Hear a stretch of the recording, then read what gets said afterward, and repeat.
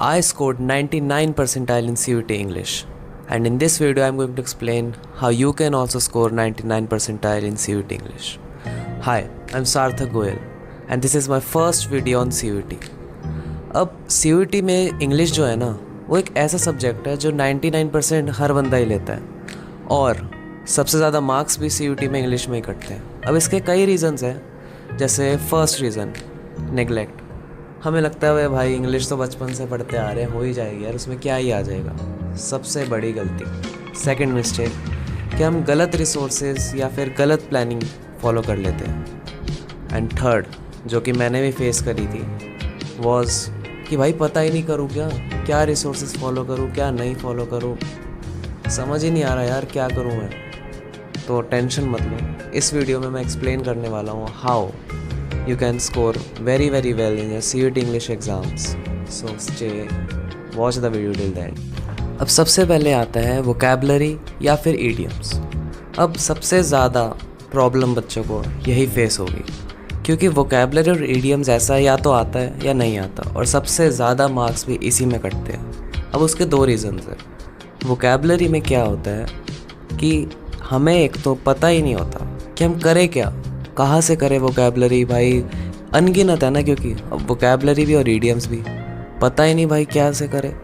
और सबसे बड़ी दिक्कत जो वोकैबलरी और ईडियम्स में होती है कि हम बहुत जल्दी भूल जाते हैं। अगर हमने आज कोई वर्ड पढ़ा है, 10 वर्ड भी पढ़े हैं, तो अगर हो सकता है कि आप कल वही वर्ड्स पढ़ो तो आपको मतलब ही ना याद आए।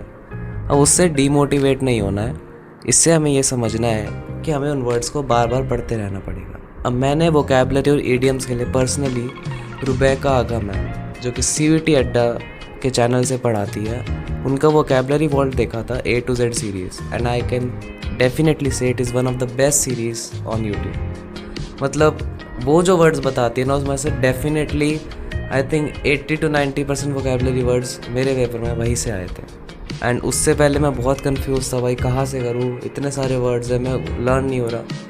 मैंने क्या करा, मैं रोज़ उनका एक वीडियो देखता था जो कि आई थिंक आधे घंटे या 40 मिनट का होता था। उसमें वो एक लेटर का वोकैबलरी और ईडियम्स को बताती थी, एंड मैं उसकी पूरी लिस्ट बनाता था अपने कंप्यूटर पे, एक्सेल पे।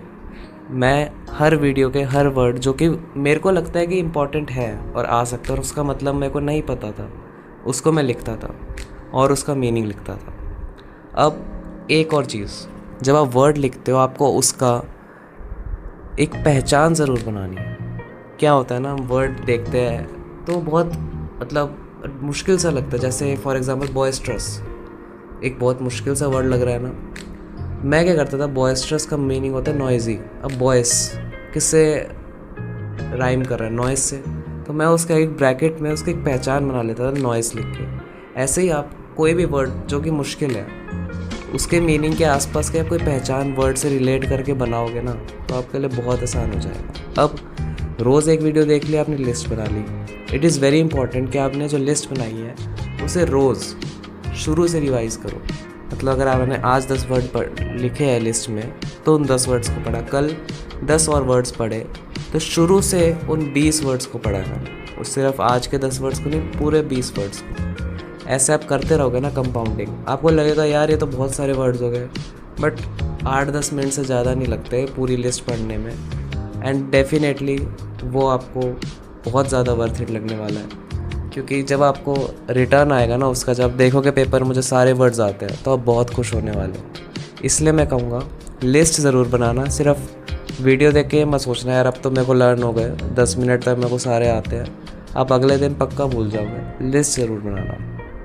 अब ईडियम्स क्या होता है ना, वो जनरली वीडियो में कवर कराती है, लेकिन मैं कहूँगा आप 4-5 रोज़ पढ़ते रहो ईडियम्स में क्या होता है, पेपर में एलिमिनेट बहुत अच्छे से कई बार कर पाते हो। जैसे कुछ भी दे रखा है, बर्निंग द मिडनाइट ऑयल।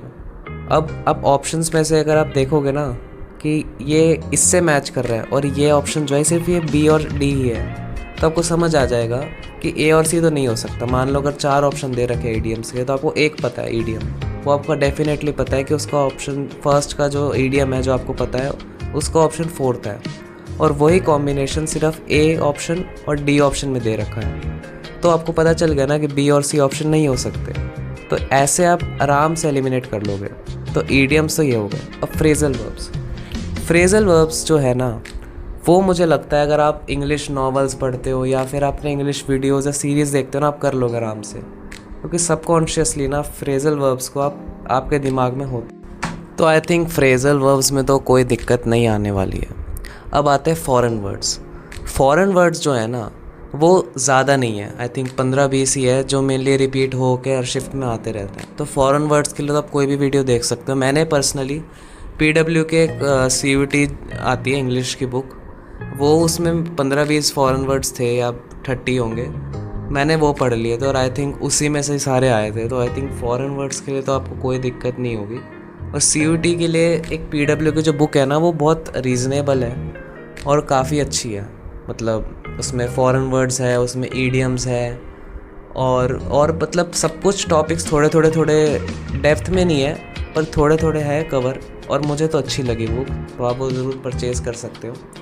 तो फॉरेन वर्ड्स तो आप कर लोगे आराम से, आप कोई भी वीडियो देख सकते हो 15-20 ही, लेकिन करके ज़रूर जाना। फॉरेन वर्ड्स 1 या 2 क्वेश्चन ज़रूर आते हैं आपके एग्ज़ाम में, तो आप उससे छोड़ के मत जाना।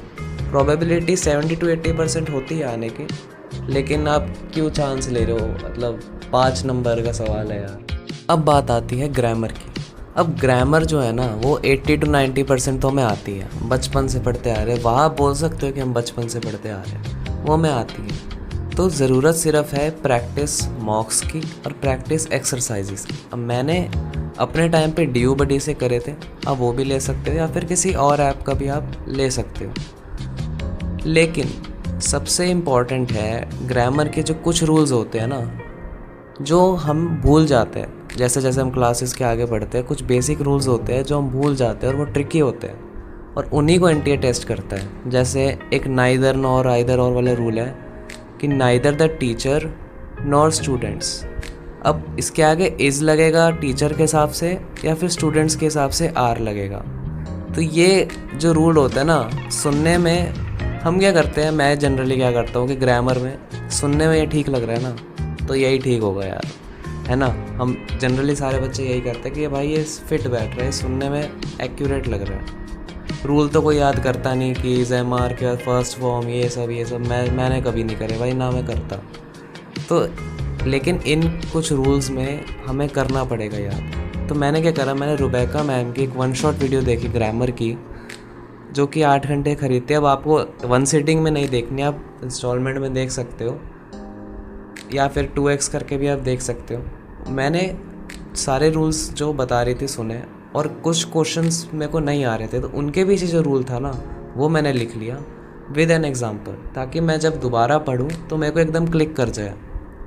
तो ऐसे करके मैंने पूरी ग्रामर कवर करी है। हर टॉपिक में मेरे को नहीं लगता आपको इंडिविजुअली कवर करने की ज़रूरत है, आप कर लोगे आराम से। सिर्फ प्रैक्टिस और मॉक्स दो और वो आप कर लोगे, मतलब इसमें आपको इतनी दिक्कत नहीं आए।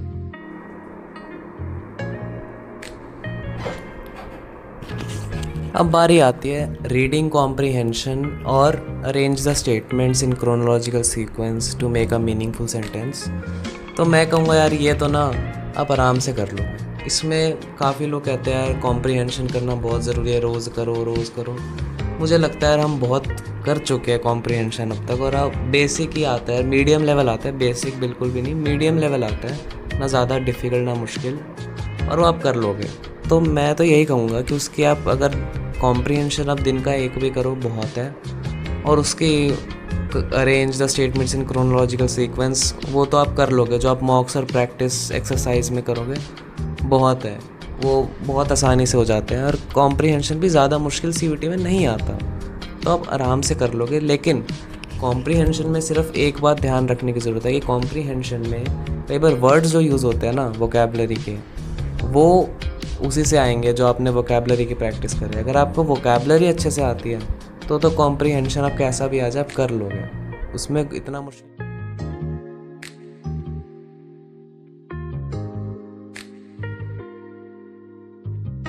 आई थिंक मैंने मेजॉरिटी टॉपिक्स तो आप कवर कर लिए हैं CUT इंग्लिश के, और अगर आप ये सब कर लेते हो तो आई एम वेरी श्योर आपको बहुत अच्छा जाने वाला है। और कोई डाउट हो तो आप कमेंट सेक्शन में डाल सकते हो।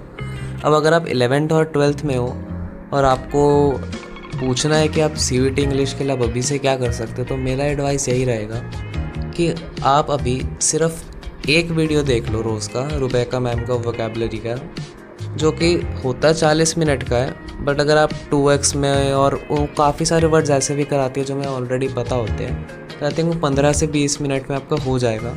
लेकिन लिस्ट ज़रूर बनाना, दैट इज़ अ मस्ट, उसको कॉम्प्रोमाइज़ नहीं करना, आपको लिस्ट ज़रूर बनानी है, चाहे 5 वर्ड्स करो दिन के, लेकिन लिस्ट ज़रूर बनाओ। और वोकैबुलरी की रोज़ 15 से 20 मिनट आप लगा लो, बाकी सब आई थिंक आप कर सकते हो लास्ट के 1.5 महीने या 1 महीने में। वोकैबुलरी आप अभी से करोगे तो बहुत बहुत बेनिफिट मिलेगा आपको बाद में, एंड दैट्स इट। और लेट मी नो आपको कैसा लगा ये video, and thanks a lot, and do subscribe if you like the video, and do like this video. Thank you. मिलता हूँ आपको नेक्स्ट वीडियो में।